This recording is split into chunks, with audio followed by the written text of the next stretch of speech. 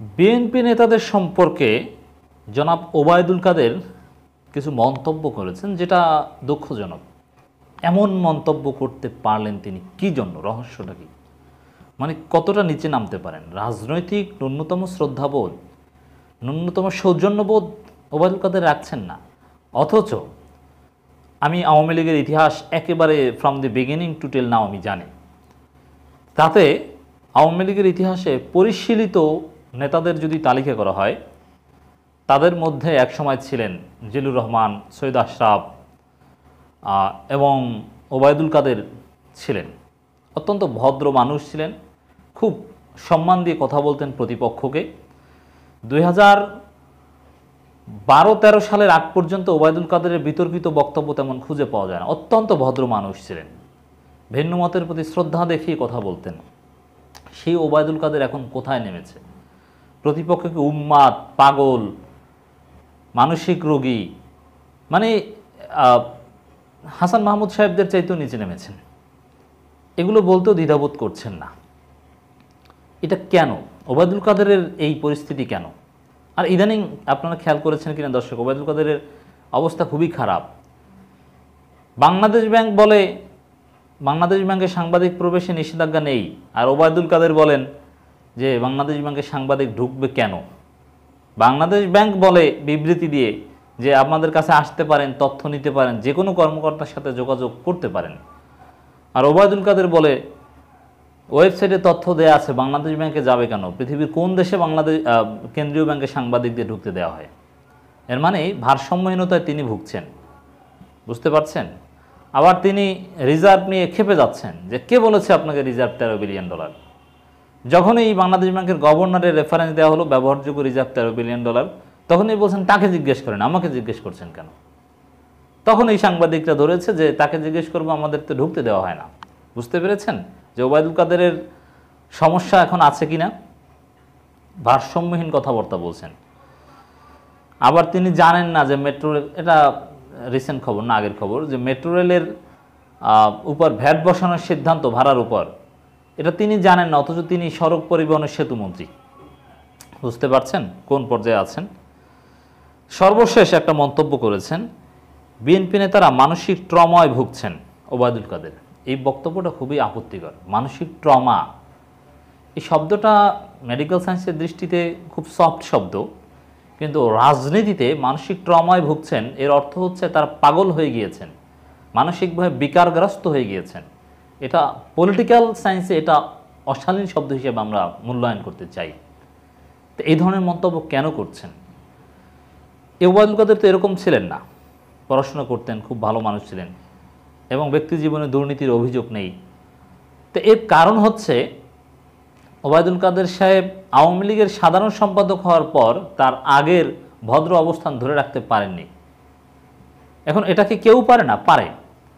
আওয়ামী লীগের সাধারণ সম্পাদক হওয়ার পর জিল্লুর রহমান সাহেব, সাবেক প্রেসিডেন্ট, তিনি কিন্তু বেফাস কথা বলেননি, আপনি খুঁজে পাবেন না। সৈয়দ আশরাফ ধর্ম রিলেটেড কিছু উদ্ভট কথা বললেও প্রতিপক্ষকে আঘাত করে বেফাস কথা কিন্তু বলেন, অত্যন্ত সম্মান দিয়ে কথা বলতেন। এর মানে আওয়ামী লীগের সাধারণ সম্পাদক হলেই যে ওবায়দুল কাদেরের মতো করুণ পরিণতি হবে, বিষয়টা এরকম নয়। কিন্তু ওবায়দুল কাদের সাহেব ভারসাম্য হারিয়েছেন, আপত্তিকর কথাবার্তা বলছেন, অশালীন কথাবার্তা বলছেন। তো বিএনপি নেতাদের উদ্দেশ্যে এই মানসিক ট্রমায় ভুগছেন এরকম মন্তব্য করার জন্য আমরা ওবায়দুল কাদেরের নিন্দা জানাচ্ছি, আমরা তীব্র নিন্দা প্রতিবাদ জানাচ্ছি। রাজনীতিতে এরকম অশালীন শব্দ প্রয়োগ করা উচিত নয় বলে আমরা মনে করছি। সমালোচনা হবে, কিন্তু মানসিক ট্রমায় ভুগছেন, এটার অর্থ কি আমরা বুঝি না? আপনি এটা দ্বারা কী বোঝাতে চেয়েছেন? এরপরে আমরা একটু দেখব যে কেন এত কঠিন কথা বলতে হচ্ছে, যে মানসিক ট্রমায় ভুগছেন এটা বলে আসলে মানে এত সিরিয়াস কেন? ওবায়দুল কাদের খুব সিরিয়াস এই ধরনের শব্দ প্রয়োগ যেহেতু করেছেন। এর কারণ হচ্ছে বিএনপির অনেক নেতাই যেহেতু ভারতের আধিপত্যবাদের বিরুদ্ধে সোচ্চার হয়েছেন, এ কারণে ওবায়দুল কাদেররা খুব কষ্ট পেয়েছেন, মানে খুব মানসিক কষ্ট পাচ্ছেন যে আসল জায়গায় বিএনপি হাত দিয়েছে। তো ভারতকে যদি মালদ্বীপ থেকে যেরকম ঝাঁটাপিটা করে পাঠানো হয়েছে, তো এরকম যদি ভারতকে তাড়িয়ে দেওয়া হয়, ইন্ডিয়া আউট যদি হয় ফ্রম বাংলাদেশ, তাহলে তো ওবায়দুল কাদেরদের আর কেউ থাকলো না। তো এই মানসিক কষ্টে ওবায়দুল কাদের সাহেবরা আসলে বিএনপিকে বলছেন যে তা বিএনপি নেতারা মানসিক ট্রমায় ভুগছেন। রহস্য আশা করি বুঝাতে পেরেছি। দেখি তার বাকি বক্তব্য এবং আমরা একটু বিশ্লেষণ করার চেষ্টা করব। বিএনপি নেতারা মানসিক ট্রমায় ভুগছেন, সে কারণে আবোল তাবোল বলছেন বলে মন্তব্য করেছেন আওয়ামী লীগের সাধারণ সম্পাদক এবং সড়ক পরিবহন সেতু মন্ত্রী ওবায়দুল কাদের। দেখেন, আবোল তাবোল অনেক সময় বলেছে, কিন্তু এখন তো কোনো আবোল তাবোল বলেনি। তাহলে কোন বক্তব্যকে আবোল তাবোল বলছেন? যেমন এক সময় বলেছে যে 10 ডিসেম্বরের পর দেশ চলবে সরকারের কথায়, এক সময় বলেছে যে সরকারের মেয়াদ আছে আর 10 মাস। এগুলোকে আবোল তাবোল আমরা বলতে পারি, কিন্তু নিকট অতীতে কোনো আবোল তাবোল বলেনি। কি বলেছে? জাস্ট ভারতের আধিপত্যবাদের বিরুদ্ধে কেউ কেউ বলেছে, তাতেই গায়ে লেগেছে। ভারতের আধিপত্যবাদের বিরুদ্ধে বিএনপি নেতারা বক্তব্য দিলেই সেটাকে আবোল তাবোল বলছেন, তাতেই কষ্ট পাচ্ছেন। আর যুক্তরাষ্ট্র সম্পর্কে বিএনপি যে আওয়ামী লীগ যে মিথ্যাচার করেছে সেটা তো ধরা পড়ে গিয়েছে, যে র্যাবের উপর স্যাংশন উইথড্র হবে, সব ঠিক আছে, যুক্তরাষ্ট্র অবস্থান পরিবর্তন করেছে, সেগুলো ধরা পড়েছে। স্টেট ডিপার্টমেন্ট বলে দিয়েছে যে না, স্যাংশন উইথড্র হতে যাচ্ছে না।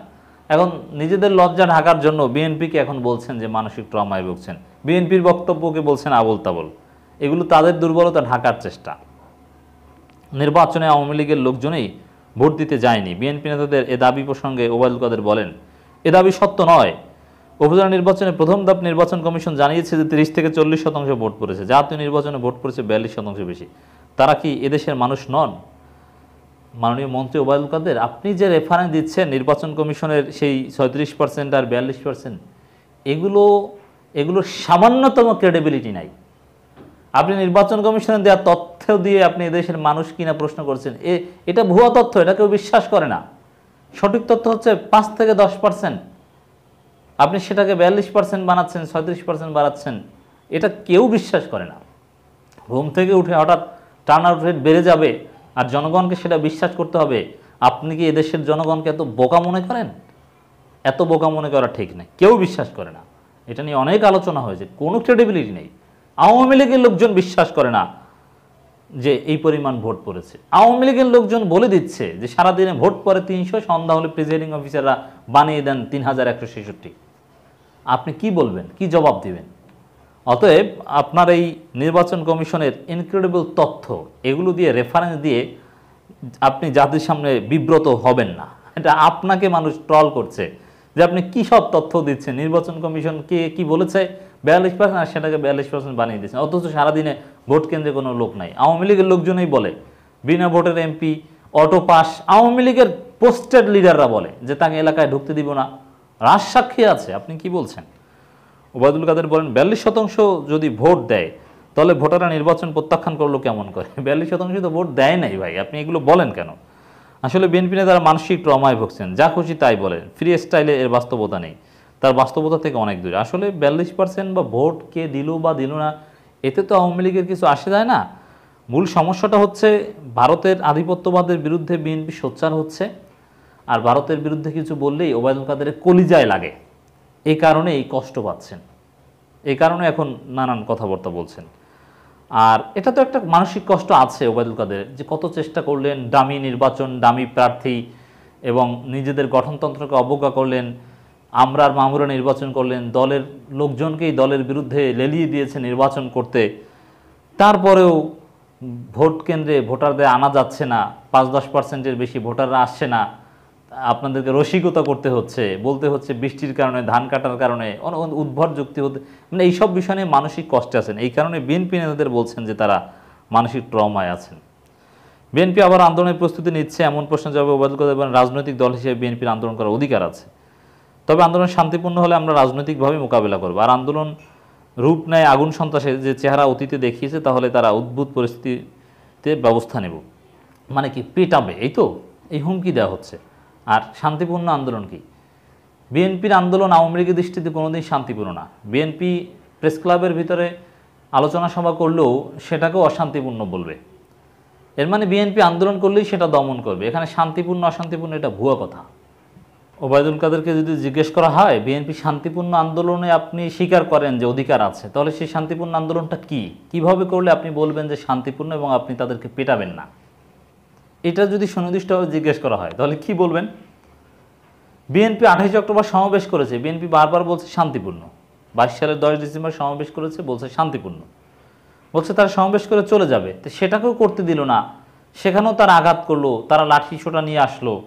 তাহলে শান্তিপূর্ণটা কি কি করলে শান্তিপূর্ণ হবে?